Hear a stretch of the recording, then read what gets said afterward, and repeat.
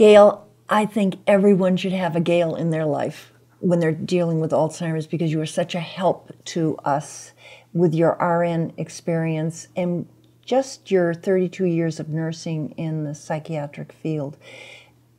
It was just a tremendous help for me. I would call you my support group. And I wanted to ask you how we can make it easier for people, because I detected a huge stigma with the disease. How do we get rid of this stigma? I think a big part of it is going to be people who are dealing with it taking the risk to be a little more open about what they're going through, and maybe not feeling that they need to hide it. You know, I think stigma is kind of a two-way street. You know, people who are trying to keep something from coming out or trying to hide it, that kind of perpetuates it. And then, of course, other people feel uncomfortable with it because they don't understand it. So it kind of, you know, both things feed each other. So I think if people can sort of take that risk to let their friends and neighbors in their community know more about what's going on with them, that it'll make it easier for the stigma to go away. Well, I think it's likened to back in the early 70s, late 60s, you couldn't mention the word cancer.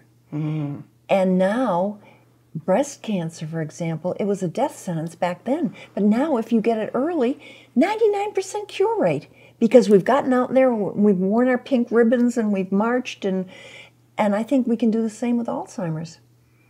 Yeah, I think it's true. I think it's hard at first when people are trying to bring these things up, and they might feel sort of embarrassed, and sometimes other people don't know how to respond.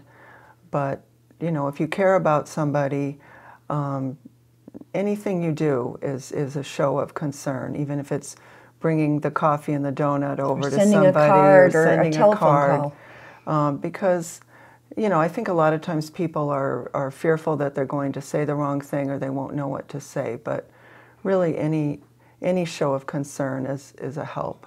And that's why Glenn was such an inspiration for me, and I knew how we were going to handle this disease.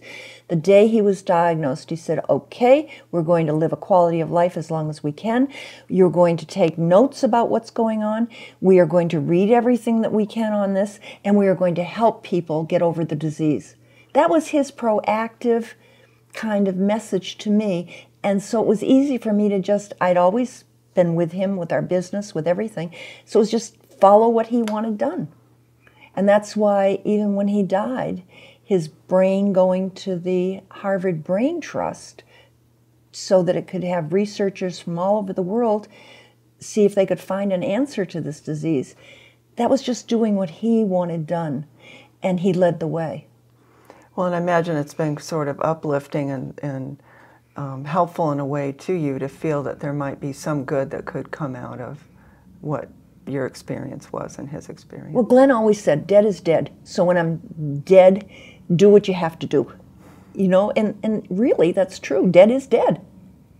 So it was easy to follow his directive. But maybe other people, and Glenn was a very private person, very, very private. But he also was a teacher. Mm-hmm. He loved to teach. And so that was it.